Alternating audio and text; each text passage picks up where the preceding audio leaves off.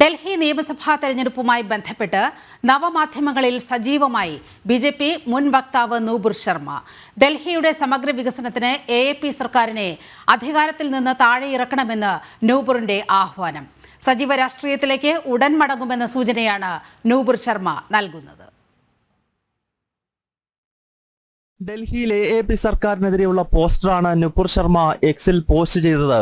വരുന്ന നിയമസഭാ തെരഞ്ഞെടുപ്പിന്റെ പ്രചരണ രംഗത്ത് താൻ ഉണ്ടാകുമെന്ന സന്ദേശം നൽകുകയാണ് നൂപുർ. അടുത്തിടെ വിവിധ ദേശീയ പ്രസ്ഥാനങ്ങളുടെ വേദികളിൽ നൂപുർ ശർമ്മ എത്തിയിരുന്നു. 2015-ൽ ന്യൂഡൽഹി മണ്ഡലത്തിൽ അരവിന്ദ് കെജ്രിവാളിനെതിരെ BJP സ്ഥാനാർത്ഥിയാക്കിയത് തീപ്പൊരി നേതാവ് നൂപുർ ശർമ്മയാണ്. തൊട്ട് മുൻപത്തെ തെരഞ്ഞെടുപ്പിൽ 3ാം സ്ഥാനത്തായിരുന്ന BJP നൂപുറിലൂടെ രണ്ടാമതെത്തി.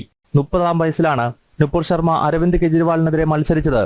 ചാനൽ ചർച്ചയിൽ ഖുറാൻ വിരുദ്ധ പരാമർശം നടത്തിയെന്നാരോപിച്ച് നൂപുർ ശർമ്മയെ BJP ദേശീയ വക്താവ് സ്ഥാനത്ത് നിന്നും നീക്കിയിരുന്നു.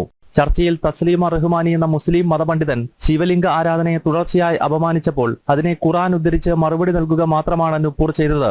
2022 ജൂൺ 22-നാണ് നൂപുർ ശർമ്മയെ പാർട്ടി സസ്പെൻഡ് ചെയ്തത്. ABVP-യിലൂടെ സംഘടനാ രംഗത്തെത്തിയ നൂപുർ BJP ഡൽഹി ഘടകത്തിന്റെ വക്താവും പിന്നീട് ദേശീയ വക്താവുമായി പ്രവർത്തിച്ചു. ജനം, ഡൽഹി.